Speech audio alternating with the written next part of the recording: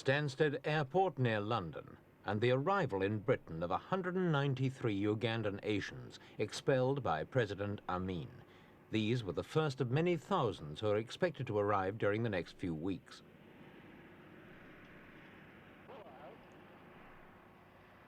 Many of the newcomers were ill-equipped to face the chilly English drizzle that greeted them, and most owned little more than the clothes they stood up in. But there was plenty of help at hand. Representatives from more than 40 charities and welfare organisations assisted with immigration and customs formalities. For them, it was a dress rehearsal for the mass airlift to come.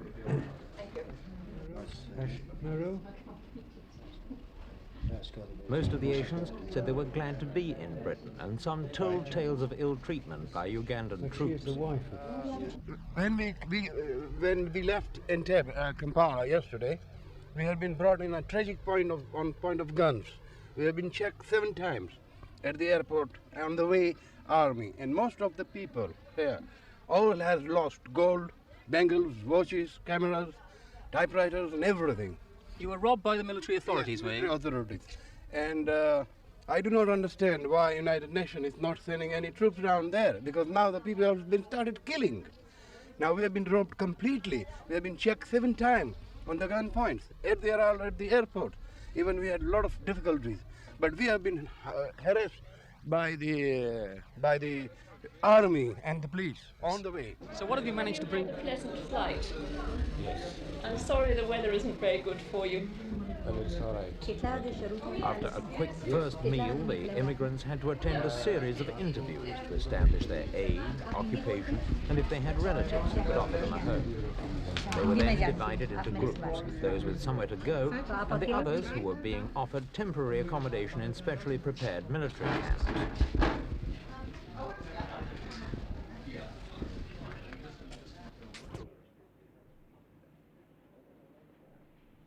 Overall responsibility for what happens to the Asians rests with the newly formed Uganda Resettlement Board, and already there's been considerable pressure on this board from those towns with existing immigrant populations not to overwhelm them with thousands more.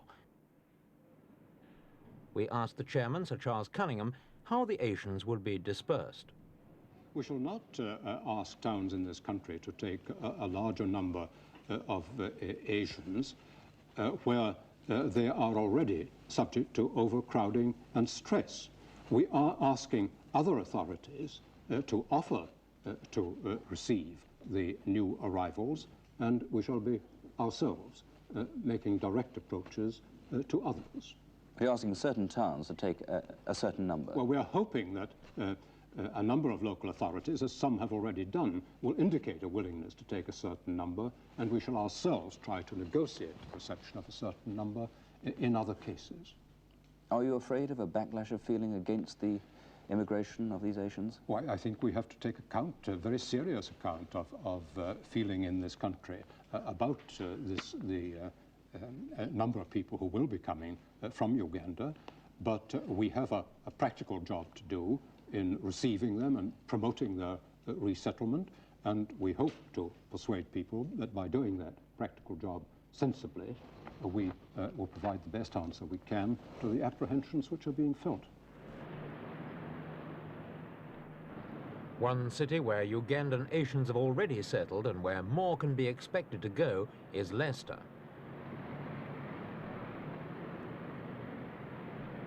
Leicester has a first-class immigration record. After World War II, it took in thousands of displaced Europeans, and during the past decade has absorbed thousands of Asians from East Africa and India.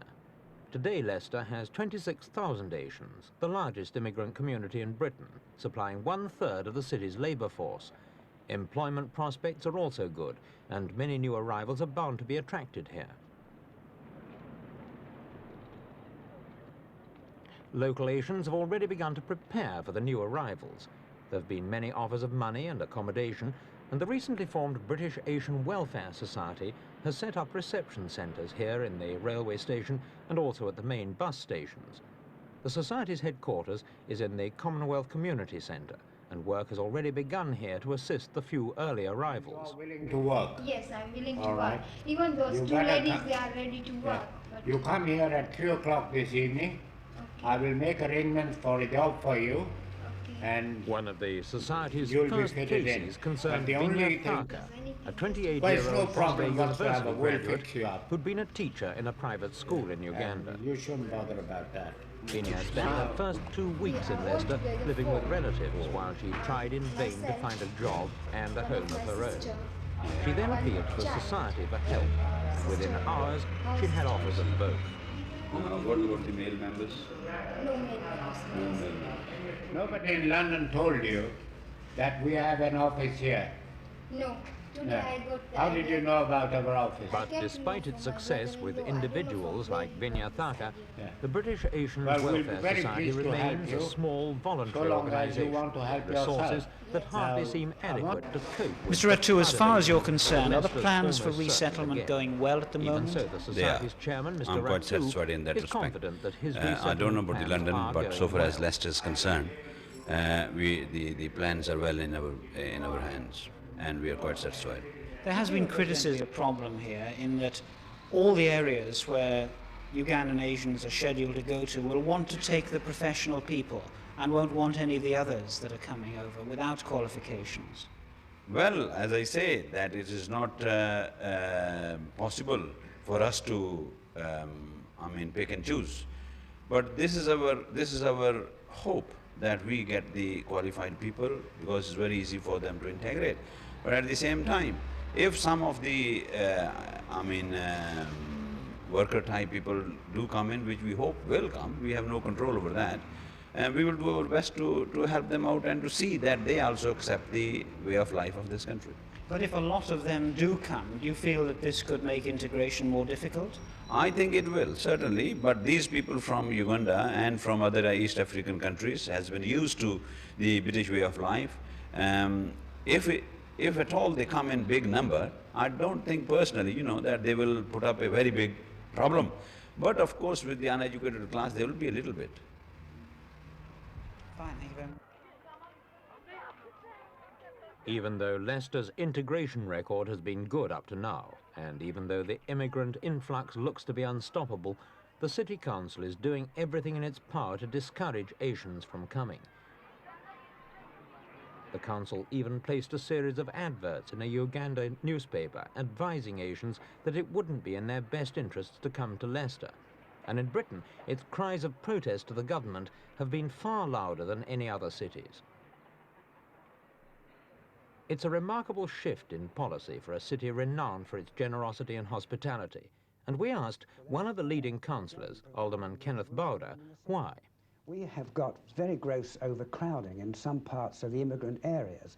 If these other Ugandan Asians come, there's no doubt that they will add to overcrowding, and once they arrive within the city, it'll be extraordinarily difficult to keep track of them, and they will be lost within the population already here. We won't get rid of them once they've come. Well, you might. I mean, they might come just for a short time, mightn't they, and then go to some other town? They might. I think that's unlikely, because as you say, they will want to stay with relatives, and they'll want to have the job opportunities which exist here to some extent. But there'll be gross overcrowding, and it could lead to a breakdown of our social services. Alderman Bowder, may I put this to you? Other places in the country, particularly around the London area, are facing just as great problems as Leicester, but their complaint is by no means as strident as Leicester's. Why have you put your case so forcibly, so stridently? Well, I think the London boroughs, probably sprawling over quite a large area, don't have quite the community identity we've got here. We've had many immigrants here, 30,000 out of a total of 280,000, and I think people are very conscious that they want to absorb the ones we've got. There's no problem with the existing immigrants we have. We want it to stay that way, and we believe in getting on and helping ourselves before it's too late. Is there any evidence at all that the small trickle that have already arrived are producing any problems?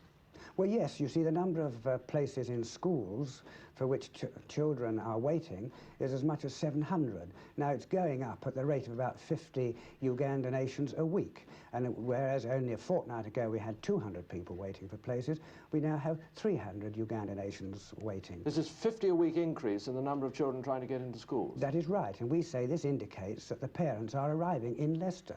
We don't accept that the government has the correct viewpoint, that the Asians aren't yet starting to come to Leicester.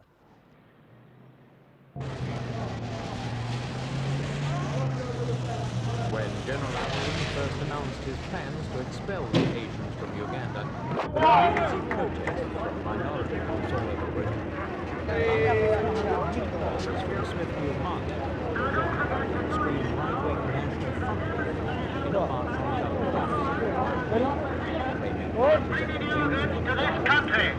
They demand we, the British people, say that we had enough. non-political and non-racist, but their chanting was uncompromisingly hostile. The British workers.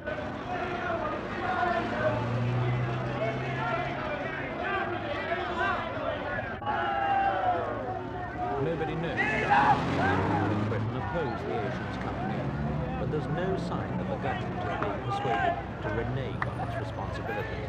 Home Secretary Robert Carr. Look, I understand it, and I'm sure the Asians coming here understand it. They're suffering from this sort of thing in Uganda at the moment. But I have a feeling that this country always has honoured its obligations. The people may wish we didn't have them, may even try to persuade their government, perhaps we haven't got them. But I believe when the people of this country accept that we do have an obligation, and we do, then I think that the government that didn't honour that obligation would be in even more trouble. What we've got to try and do is to disperse these people into as widely as possible. After all, what is it? I mean, we've got, in parliamentary terms, 630 constituencies. If each constituency took, say, 20 or 30 people, we are in the order of the total magnitude of the problem. We can do this if we organise it properly, and I think when it's done, the British people will be glad that their government honoured their obligation. No fears then of racial tension arising out of this? Yes, of course I've got fears about this, and it would be much better if we didn't have to deal with this. That's part of the inhumanity and wrongness of President Amin's action. If we could have taken them over a much longer period as we were planning, this problem wouldn't have arisen, and President Amin has a lot to answer for. The Southall district of London is one of many immigrant areas in Britain which have developed to their own Asian character, yet remained remarkably free from racial tensions. Extremists would undoubtedly object to a British cinema showing only Asian films or a Sikh temple in a suburban street, but others welcome the colour that's been injected into city life. The danger to racial harmony could be in a sudden influx of immigrants into a single area, and so the government has established temporary camps like this one at Stradishall in Suffolk to help control the dispersal of Asians around the country.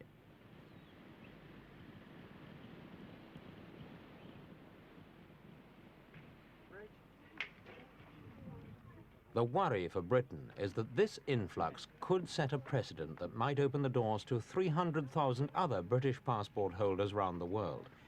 For the Asians themselves, it's the challenge of a new life in a new country. In Uganda, they were a successful and enterprising business community, and they're unlikely to be satisfied until they've attained a comparable position in Britain. For the moment, they're poor, but they're very glad to have escaped from President Amin's strife-torn Uganda.